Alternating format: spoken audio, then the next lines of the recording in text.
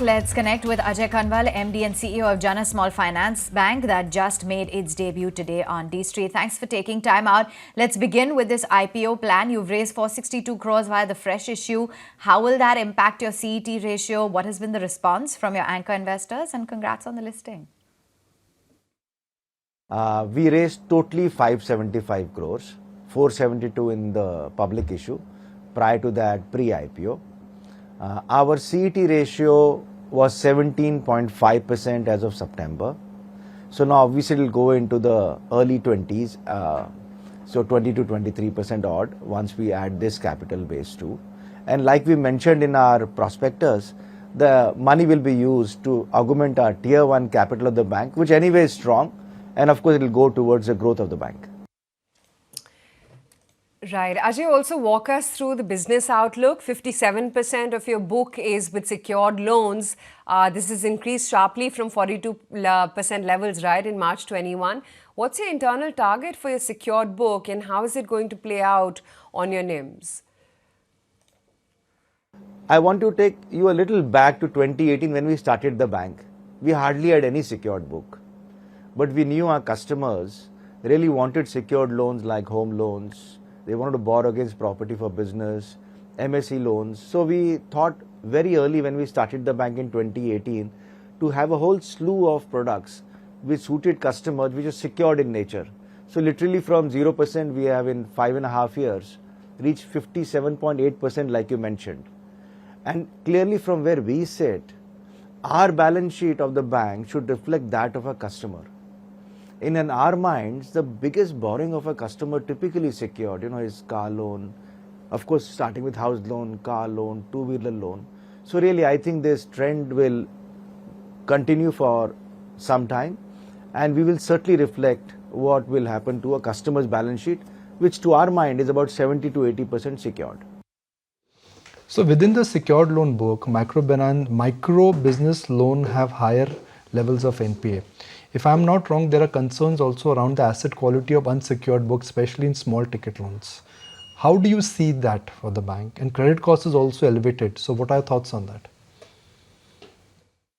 So I must tell you two data points. March 20, see, the unsecured microloans get higher delinquency levels only during moments of stress.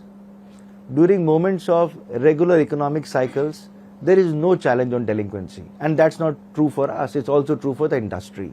So if you take a March 20 start point before COVID, our net NPA levels were under 1% in unsecured loans. We have come to those levels again in September 2023.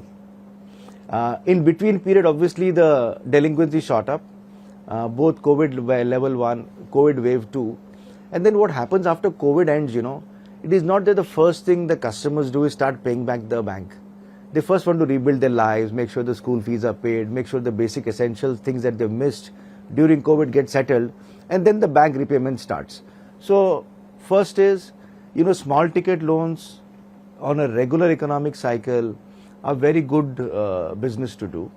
We are seeing 99% collections in everything we are doing now. Only because the customers don't have very strong balance sheets. It's only due to times of crisis, which are unprecedented or undefined, they really get challenged. So I really want to finish by saying our September 23 net NPA is at 0.9%. And if you do unsecured loans safely, slowly, these are good business to do. Right.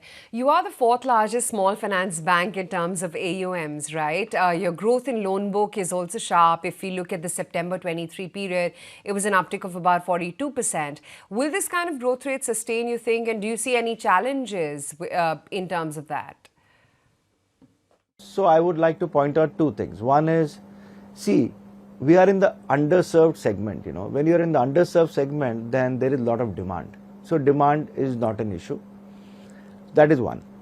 Second, our risk models are tuned to help folks who have not been served by other banks. So there is a lot of reception of our products, of our service in the risk models.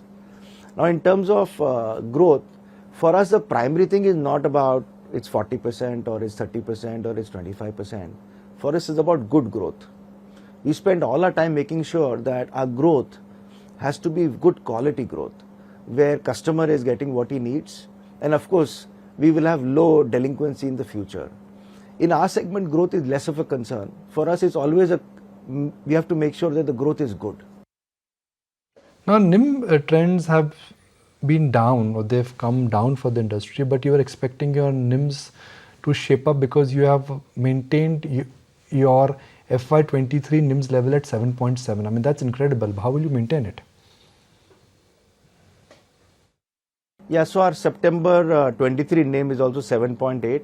March was 7.7, so we maintained the NIMs flattish. We have seen a jump in, or I should a small rise in cost of funds. But thanks to our product mix, we're able to make sure the NIMs remain steady. So our NIMs have remained steady. I think depending on, apologies, depending on outlook on interest rates, which I think is now flattish, we should be able to maintain the NIMs at these levels. Right.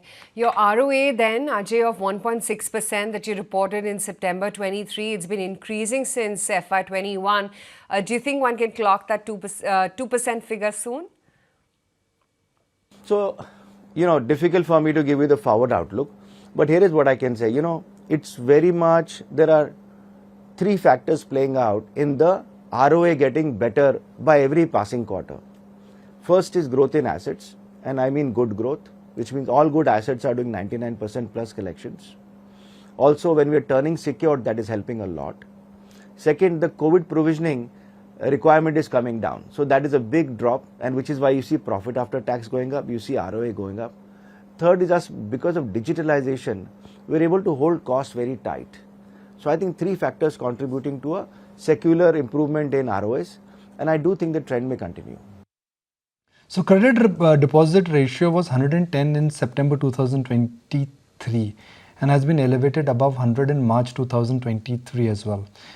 There are concerns around liquidity in the banking system. Do you foresee this could be a challenge?